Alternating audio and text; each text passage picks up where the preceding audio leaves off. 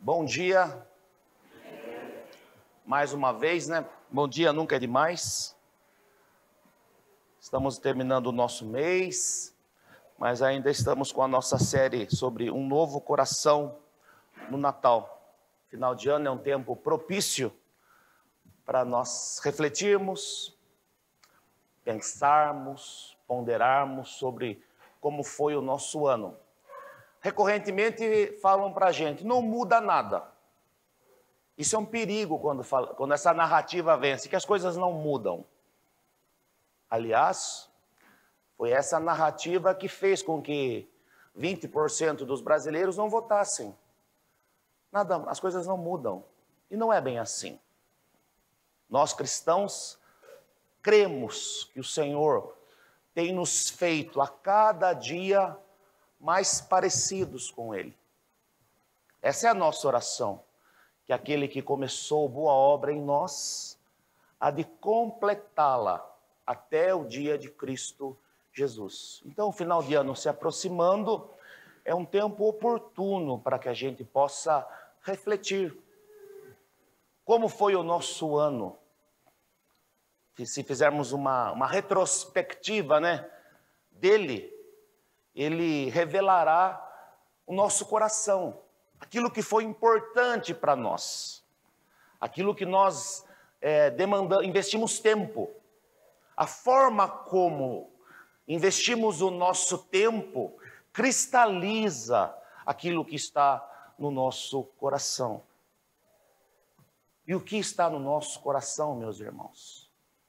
Temos refletido sobre isso, um novo coração no Natal. E hoje quero começar a responder para vocês como ter um novo coração. Agora pela manhã na EBD, conversamos sobre isso, sobre a importância de termos um núcleo teológico guiando, orientando as nossas vidas. Aquilo que é mais importante nós crermos, aquilo que definirá as nossas ações. Erroneamente pensamos que o que define a forma como vivemos é o nosso entendimento, é o nosso conhecimento, é aquilo que nós sabemos. Isso é um erro. O que define as nossas ações, as nossas reações, a forma como vivemos são os nossos desejos, é o que está no nosso coração. Por isso a importância de refletirmos sobre um novo coração. Se de fato temos vivido, dia após dia, semana após semana, mês após mês, como filhos e filhas de Deus.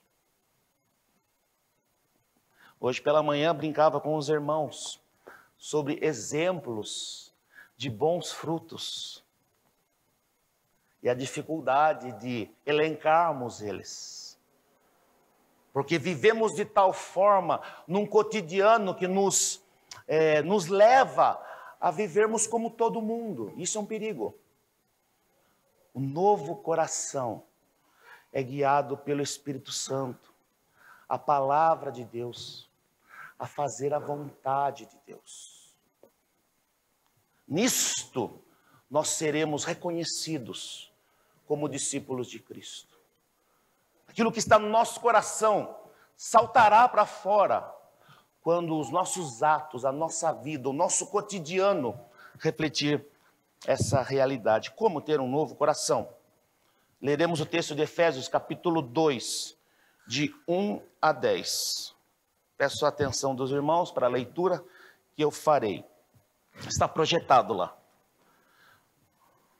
O apóstolo Paulo começa o segundo capítulo, essa nova porção da sua epístola, fazendo esta afirmação: vocês estavam mortos em suas transgressões e pecados. Vocês estavam mortos, diz Paulo, em suas transgressões e pecados, nos quais costumavam viver. Ainda bem que o verbo no tempo passado. Vocês estavam mortos, nos quais costumavam viver, quando seguiam a presente ordem deste mundo, isto é, a cultura do mundo.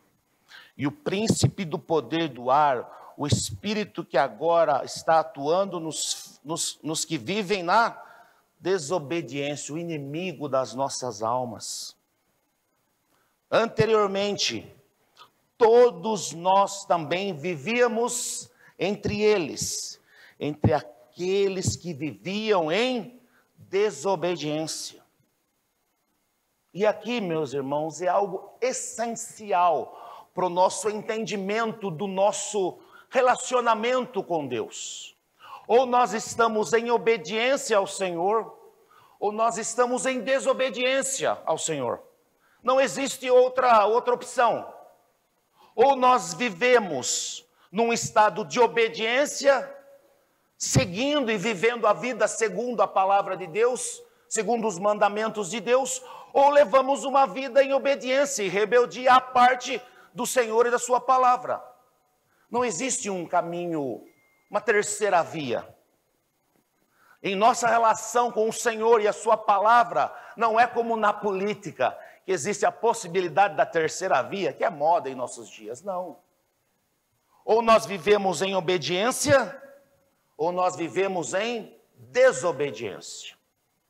O novo coração obedece o Senhor, tem prazer no Senhor e na sua palavra.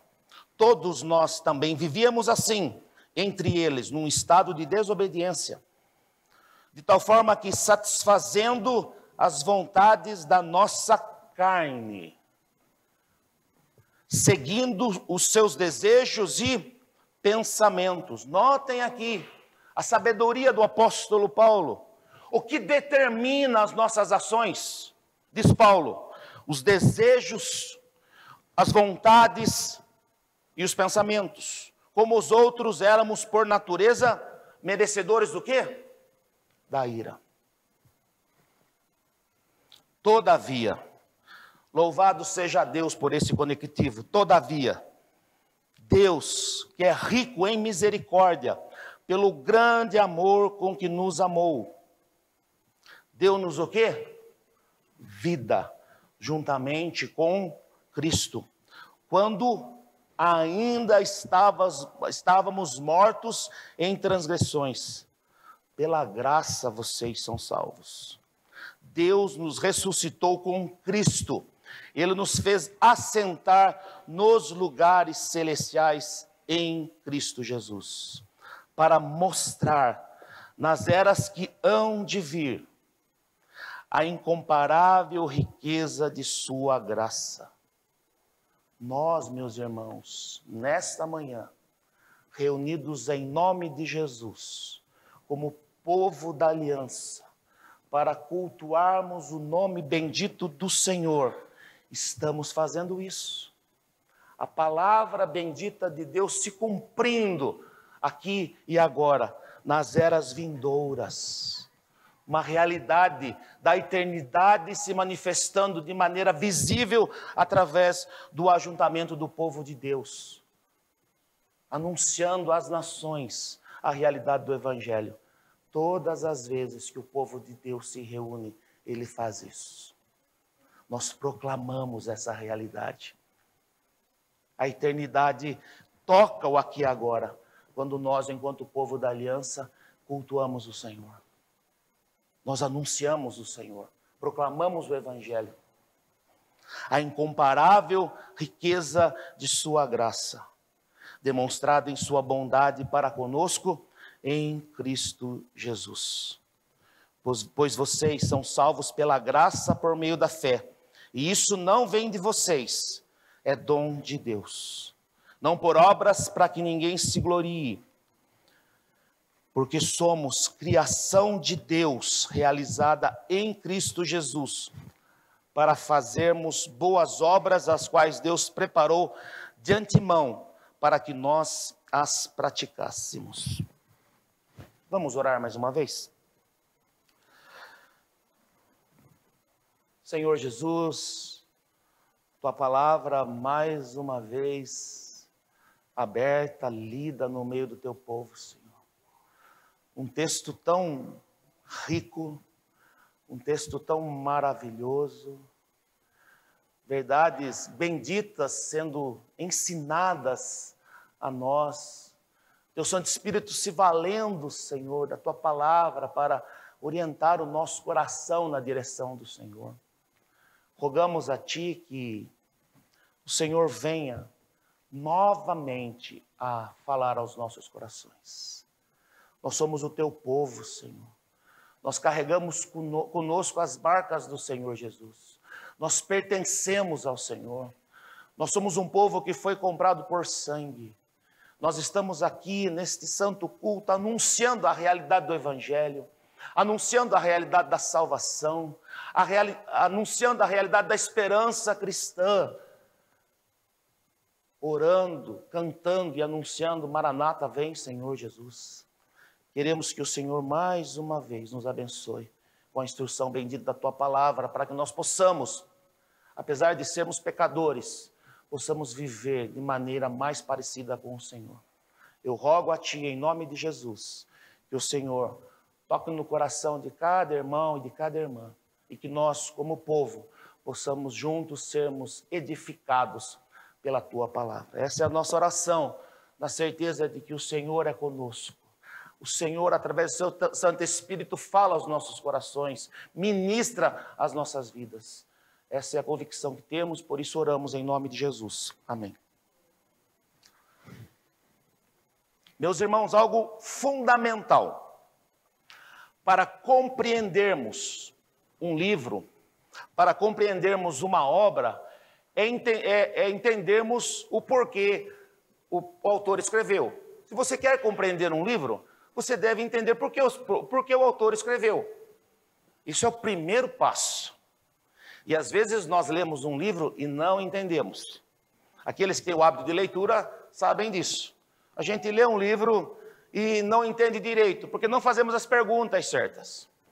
Eu me recordo que existe uma obra muito famosa do C.S. Lewis, não sei se já comentei com vocês aqui, Os Quatro Amores. É um clássico do C.S. Lewis, Os Quatro Amores. Eu li esse livro 2 vezes. E depois eu fui ouvir uma palestra sobre um especialista em C.S. Lewis, falando sobre Os Quatro Amores. Irmãos, eu dei aula sobre esse livro, usei em sermão esse livro, citei muitas vezes os exemplos dos Quatro Amores em C.S. Lewis, e o autor diz para mim o seguinte: é uma ironia do C.S. Lewis o livro. Ele não acredita em quatro amores. É uma resposta que ele escreveu para um autor que havia escrito sobre essa divisão dos amores. Irmãos queridos, eu li 2 vezes o livro, 2 vezes, e não tinha entendido. Faltou fazer uma lição de casa, estudar o porquê o autor tinha escrito. Isso é muito importante, fica a dica. E para nós entendermos a epístola de Paulo aos Efésios, o grande apóstolo dos gentios, Paulo, apresenta o tema central de sua carta, o propósito pelo qual ele se dirige aos crentes de Éfeso, e ele faz isso no capítulo 1, versículos 9 a 10. Ele revela o tema central, o propósito pelo qual escreveu a sua carta. E ele nos diz assim: e Deus nos revelou o mistério da sua vontade. Deus revela então o mistério da sua vontade, de acordo com o bom propósito que ele estabeleceu onde? Em Cristo, isto é, de fazer convergir em Cristo todas as coisas, celestiais ou terrenas, na dispensação da plenitude dos tempos. Então, o propósito, o tema central da grande epístola de Paulo aos Efésios é o quê? É Deus manifestar, é Deus revelar a sua vontade, de acordo com o seu bom propósito, que Deus estabelece em quem? Em Cristo Jesus. Todas as coisas se manifestam em Deus através de Cristo Jesus. É isto que o apóstolo quer explicar aos crentes de Éfeso. É isto que o apóstolo quer explicar a nós nesta manhã. Que toda a realidade dos céus e da terra, tudo passa por Cristo Jesus. A centralidade do ministério de Cristo. A centralidade da obra de Cristo Jesus na cruz do Calvário. Tudo em Cristo Jesus. E isso, meus irmãos, para nós que somos uma geração de pessoas altamente qualificadas, capazes, inteligentes, deve produzir em nós humildade. Tudo o que fazemos, nós fazemos para Deus em Cristo Jesus. A totalidade da nossa vida, daquilo que nós fazemos, daquilo que nós somos,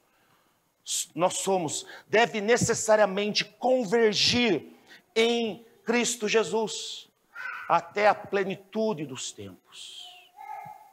Até a plenitude dos tempos. Isso é central para o nosso entendimento. O Senhor Jesus é o centro da nossa fé, da nossa existência. Tudo o que fazemos deve apontar para Ele. E aqui trago uma palavra de alerta de um homem muito sábio, Dr. Martin Lloyd Jones, que expôs a carta aos Efésios por longos 6 anos, eu acho, que ele expôs a carta aos Efésios. E ele nos diz assim, na introdução dessa carta: o que está sendo esquecido por uma imensa maioria é que o fato realmente importante no mundo atual. Ele está escrevendo isso logo após a Segunda Guerra Mundial. Mas parece que ele está falando para nós hoje. No mundo atual é a atividade de Deus. O que está sendo esquecido por uma imensa maioria é que o fato realmente importante no mundo é o quê? É a atividade de Deus.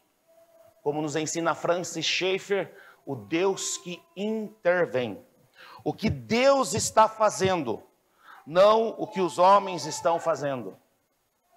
E é o oposto da nossa prática, daquilo que tem nos preocupado profundamente, principalmente nesses dias que nós estamos vivendo. Nós estamos muito preocupados com aquilo que os homens estão fazendo e com aquilo que eles fizeram. E qual é o alerta de Lloyd Jones? Realmente, o que é realmente importante no mundo é o quê? É a atividade de Deus. Naturalmente, os homens estão fazendo coisas, e está bem que as façam. Não estou tentando diminuir a importância do trabalho dos estadistas, ele fala dos políticos aqui, e de todas essas coisas. Entretanto, o que se deve entender acima de tudo mais é o que Deus está fazendo. O que Deus está fazendo. Por isso que o apóstolo Paulo, o tema central, é aquilo que Deus está fazendo em Cristo Jesus. É aquilo que Deus está fazendo. Irmãos queridos, em nome de Jesus, o nosso Deus é um Deus que está agindo na história. É um Deus que está manifestando a sua vontade no aqui e agora. Deus está fazendo as coisas. Essa deve ser a nossa preocupação principal. Essa tem que ser o propósito da minha e das suas orações. Quando dobramos os nossos joelhos e oramos: Senhor, revela a tua vontade, revela o teu querer, revela aquilo que o Senhor está fazendo. Porque Deus está fazendo. Deus não está distante das nossas demandas, das nossas necessidades. E é isso que Lloyd Jones nos orienta, nos alerta. Cuidado! Cuidado para que nós não sejamos um povo de Deus muito preocupado com aquilo que os homens estão fazendo. Primeiramente, nós temos que estar preocupados com aquilo que Deus está fazendo. E Deus está fazendo, meus irmãos. Esse é o nosso testemunho. Esse é o nosso testemunho. O que Deus está fazendo. Como ter um novo coração? O apóstolo Paulo vai nos orientar nessa difícil resposta, então.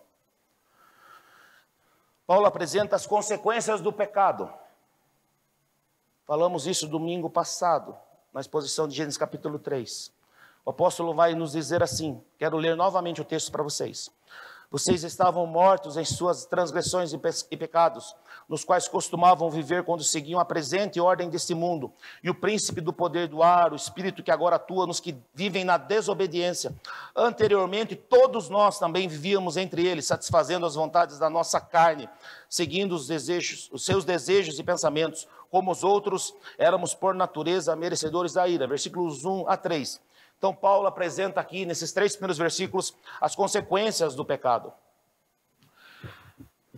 E eu destaco esse ponto aqui para o nosso entendimento. Para conhecer a grandeza do poder de Deus, temos que compreender a profundidade do pecado. Se nós não compreendermos a profundidade do pecado, e aquilo que o pecado gerou, produziu na humanidade, os seus efeitos, nós não seremos capazes de compreender a grandeza do poder de Deus. A grandeza daquilo que Deus fez em Cristo Jesus. Se nós não compreendermos o preço que o Senhor Jesus pagou na cruz do Calvário, seremos incapazes de ter um coração grato. Seremos incapazes de ter uma vida totalmente dedicada ao Senhor. Nós, meus irmãos, cada um de nós que tivemos a experiência do novo nascimento, temos que ser como aquele homem que encontra um tesouro, que é o Evangelho. E as demais coisas passam a ter qual valor diante daquilo? Nenhum valor, ou pouquíssimo valor. Essa tem que ser a minha experiência, a sua, como discípulos de Cristo. É compreendermos isso. Para conhecer a grandeza do poder de Deus, temos que compreender a profundidade do pecado. Como viviam os efésios e todos nós antes de Cristo em nossas vidas. Todos nós. Como vivíamos? Diz Paulo, mortos em nossas transgressões e pecados. Mortos, meus irmãos, incapazes de qualquer ação na direção de Deus. O senso comum nos ensina que nós somos participantes desse processo, nós colaboramos com Deus. E que Paulo nos ensina aqui? Nós estávamos como? Mortos em nossas transgressões e pecados. Todos estavam assim. Essa é a má nova do Evangelho. O homem sem Deus estava morto em seus pecados e suas transgressões. Nós estávamos mortos, diz o apóstolo Paulo.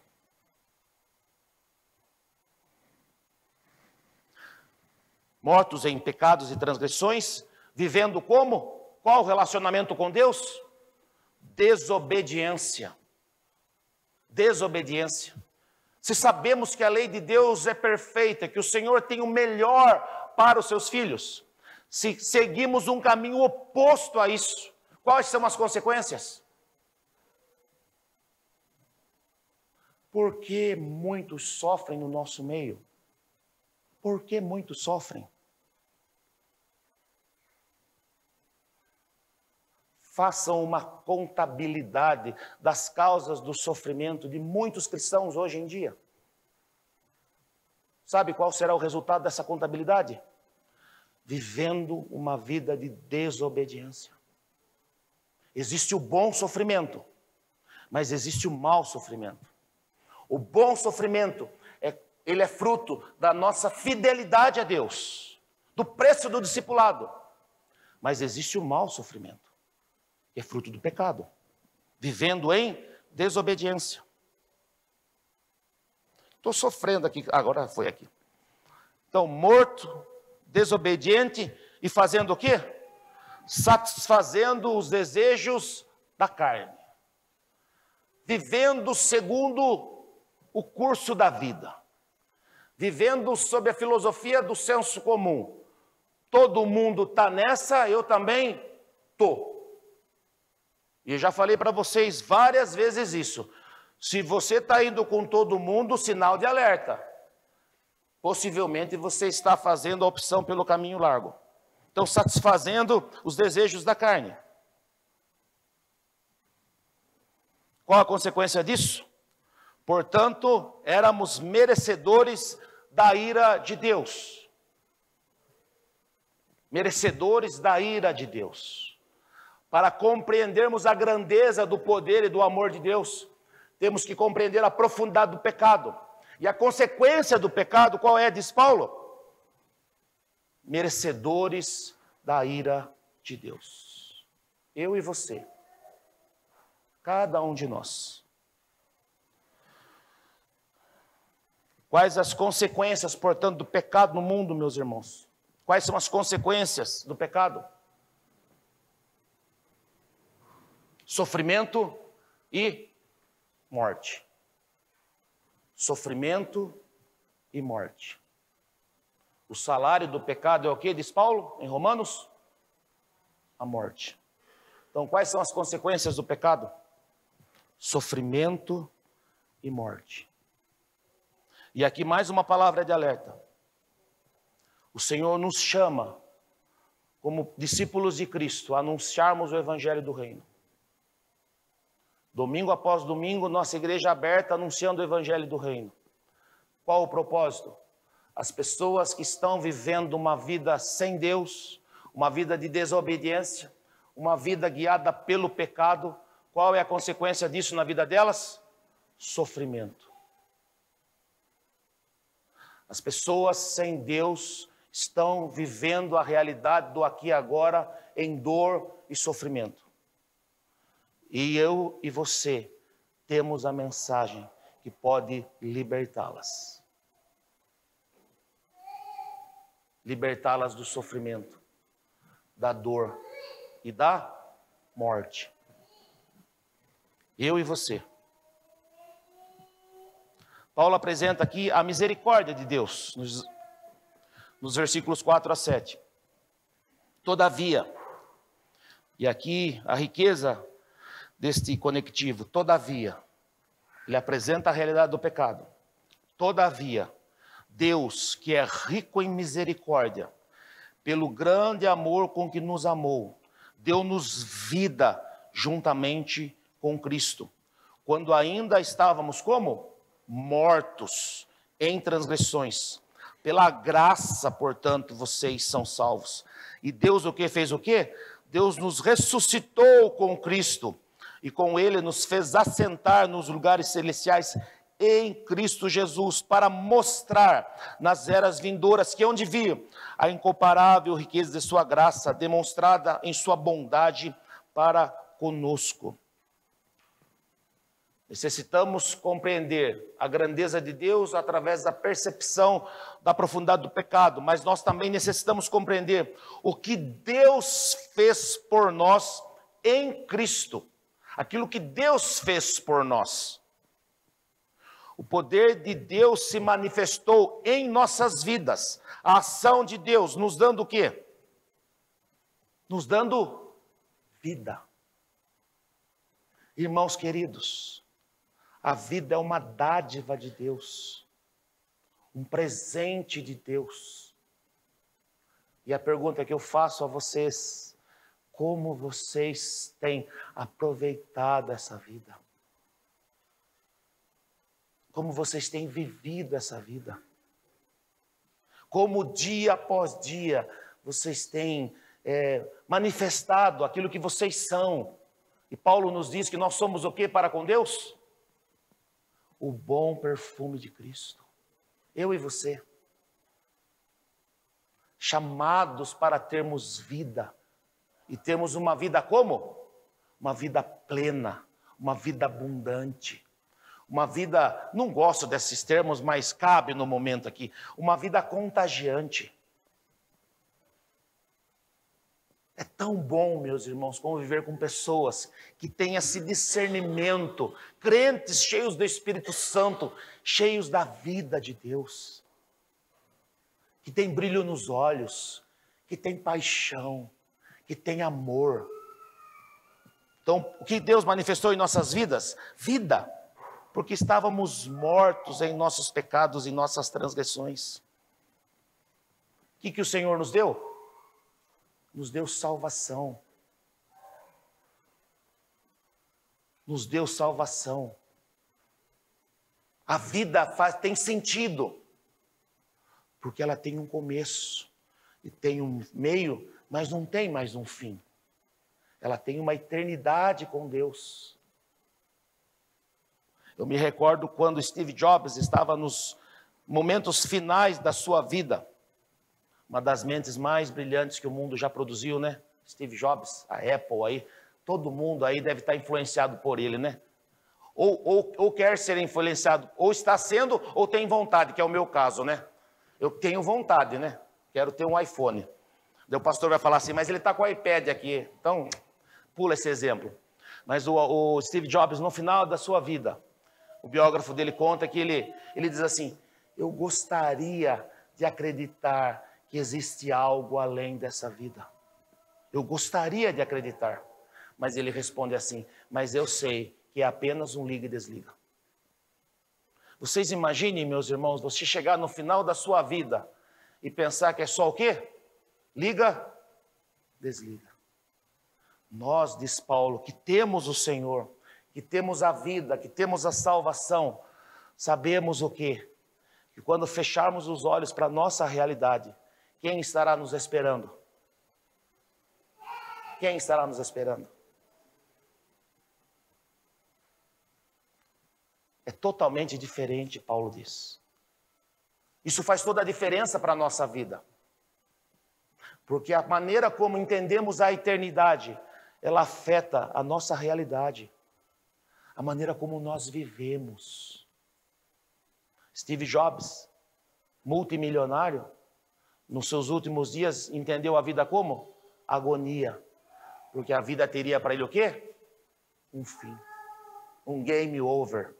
Um off. Vida, salvação, já adiantei um pouquinho então, esperança. Esperança. É isso que nos move, isso que nos diferencia. Tudo isso, diz Paulo, para manifestar a riqueza da sua graça. Deus é injusto? Deus não é bom? Eu e você somos o testemunho vivo da bondade de Deus. Tudo isso para manifestar a riqueza da sua graça. Então necessitamos compreender então o que Deus fez por nós em Cristo. Nos deu vida, nos deu salvação e nos deu esperança. E nós somos chamados, eu e você, para manifestarmos através das nossas vidas essa graça salvadora em Cristo Jesus. Mais uma palavra de alerta do Lloyd Jones aqui que eu destaco para vocês. Irmãos, ler o comentário de Efésios capítulo 2, do reverendo Martin Lloyd Jones, é uma das experiências mais incríveis da vida. Tem alguns irmãos que falam assim, você não poderia passar dessa vida sem ler tal livro. Eu digo para vocês, ler a exposição de Efésios, capítulo 2, o Martin Lloyd Jones é uma dessas experiências. Mas eu aviso vocês, leiam com lenço na mão, porque os olhos ficam totalmente tomados de lágrimas. E olha o que ele nos diz. Muitos há que pensam na salvação e no cristianismo em termos de um pouco de moralidade e decência. Notem o que ele diz. Muitos há que pensam na salvação e no cristianismo em termos de um pouco de moralidade e decência. Lloyd Jones sempre foi muito assertivo. Que insulto ao cristão. Como se o cristão fosse apenas um indivíduo o quê? Bondoso, agradável e inofensivo. Um parça. É um parça. Não, nada disso, diz Lloyd Jones. O cristão é alguém que passou por uma tremenda transformação. É isso que o Evangelho anuncia. É isso que o apóstolo Paulo quer nos ensinar. O cristão é alguém que passou por uma tremenda transformação. Nós estávamos mortos e agora nós temos vida. Nós vivíamos uma vida de pecado e agora nós vivemos uma vida de santidade. Nós vivíamos como se a vida fosse apenas aquele instante, aquela realidade, aquele momento. Mas agora nós vivemos com esperança. E tudo isso aconteceu através do plano redentor de Deus, através da morte de Jesus Cristo na cruz do Calvário. Por isso que Paulo diz em Colossenses que o Senhor nos transportou do reino das trevas para o reino da sua maravilhosa luz. Houve uma transformação tremenda em nossas vidas. Nós não somos apenas pessoas boas. Nós não somos apenas pessoas probas, nós não somos pessoas honestas, nós somos pessoas que estavam mortas e agora vivem.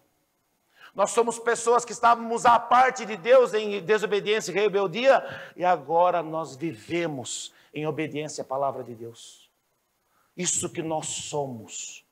Nós éramos cidadãos da cidade dos homens, como nos ensina Agostinho, e agora nós somos cidadãos da cidade de Deus.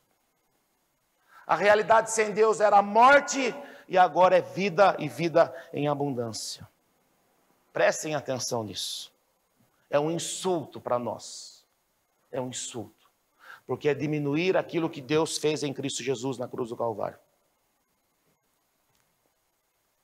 E Paulo apresenta os efeitos da graça, os versículos 8 a 10, concluindo essa perícope. Pois vocês são salvos pela graça de Deus, por meio da fé. Isso não vem de vocês, é dom de Deus, não por obras para que ninguém se glorie, porque somos criação de Deus realizada em Cristo Jesus, para fazermos as boas obras a quais Deus preparou de antemão para que nós as praticássemos. Por que Deus fez tudo isso? É uma pergunta, por que Ele fez tudo isso? Diante de tantas promessas, a pergunta que fazemos é, tudo isso seria verdade? Vocês já ouviram aquela célebre palestra do professor Clóvis de Barros Filho, quando ele apresenta o Evangelho? Autorização, pastor. Dê uma gugada lá e vejam. Clóvis de Barros Filho, Evangelho. Irmãos, parece um pregador falando. E ele fala das promessas do Evangelho. Ele fala das promessas da vida em Cristo Jesus. Mas sabe qual é a conclusão da sua fala? Sabe qual é, irmãos? É bom demais para ser verdade. É bom demais que vai ter perdão de pecados. É bom demais que vai ter eternidade. É bom demais que a gente vai viver num mundo sem dor, sem sofrimento, sem morte. E ele fala assim, é bom demais para eu acreditar. É a conclusão da fala dele. Podem googar lá.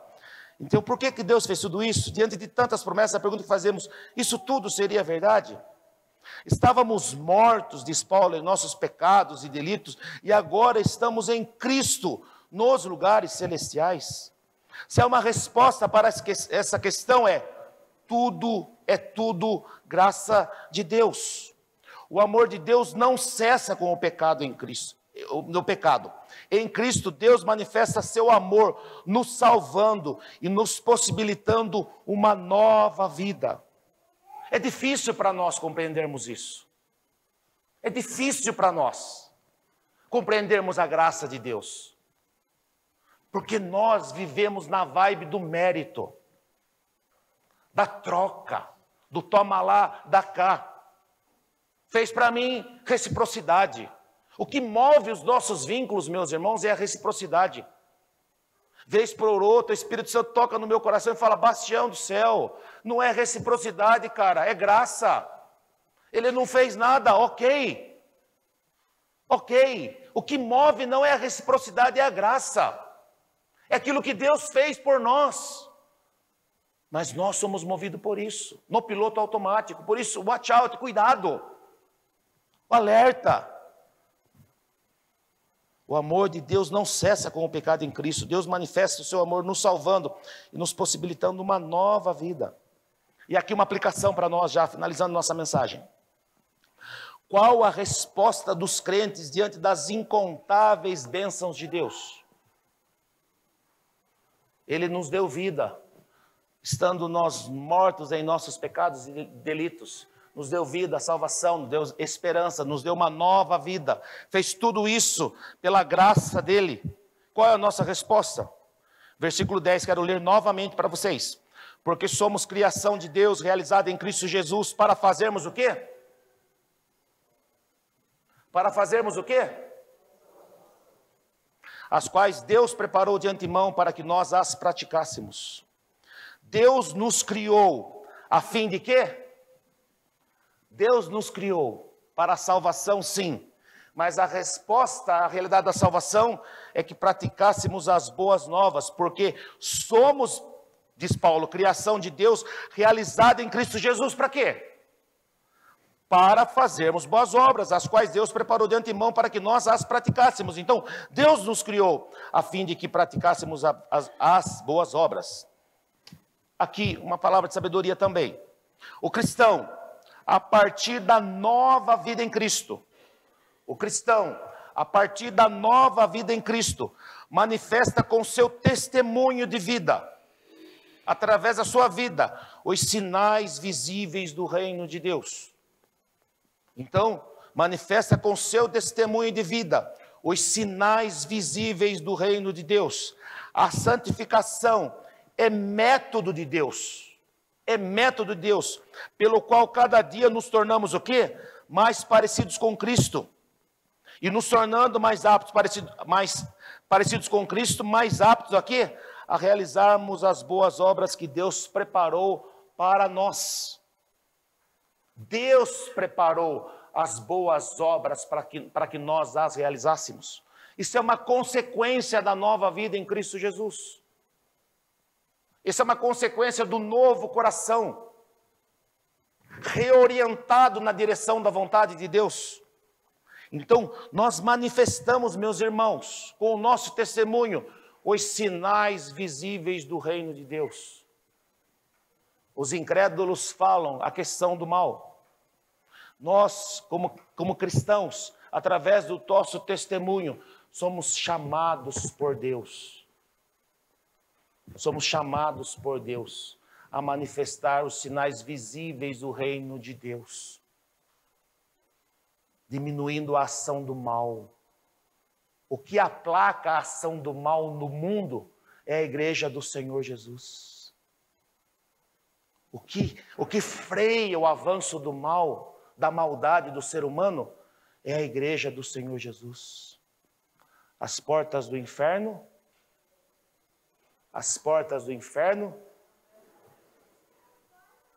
não prevalecerão. Nós somos isso. Para isso que nós fomos chamados, eu e você, cada um de nós, o nosso testemunho, a nova vida, os sinais visíveis da graça de Deus. Vocês não sabem o impacto disso. Eram 12, meus irmãos, e vocês recordam bem, um era traidor. O impacto da vida de cada um desses homens, o impacto da vida dos seus discípulos, chegando até nós. Vocês, às vezes, não têm noção de quanto eu e vocês, possamos ser usados por Deus. Quanto nós podemos impactar na realidade na qual Deus nos colocou.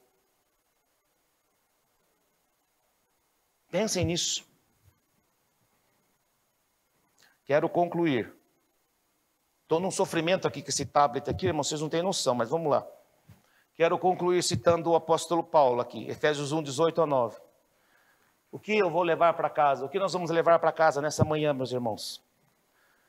Oro. Vamos ler juntos? Vocês conseguem? Conseguimos ler juntos? Vamos ler juntos? Oro também para que os olhos do coração de vocês sejam iluminados, a fim de que vocês conheçam a esperança para o qual Ele os chamou, as riquezas da gloriosa herança dele nos santos, incomparável grandeza do seu poder para conosco, os que cremos, conforme a atuação da sua poderosa força. Então, para que também os olhos do coração de vocês sejam o quê? Iluminados, a fim de que vocês conheçam a esperança para o qual Deus os chamou, as riquezas da gloriosa herança dele nos santos, isto é, em nós, e a incomparável grandeza do seu poder para conosco, nós os que cremos, conforme a atuação da sua poderosa força.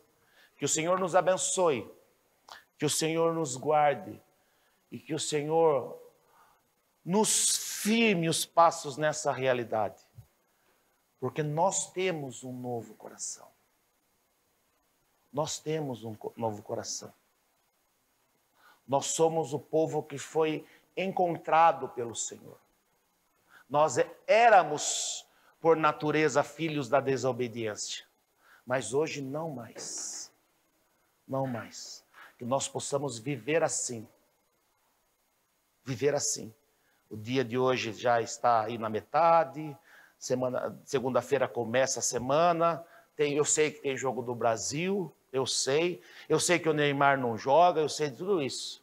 Mas para além de tudo isso, a minha oração por vocês, por nós, é que nós possamos, nesse tempo que antecede o Natal, de maneira mais intensa, manifestarmos as virtudes daquele que nos chamou das trevas para a sua maravilhosa luz. Deus os abençoe.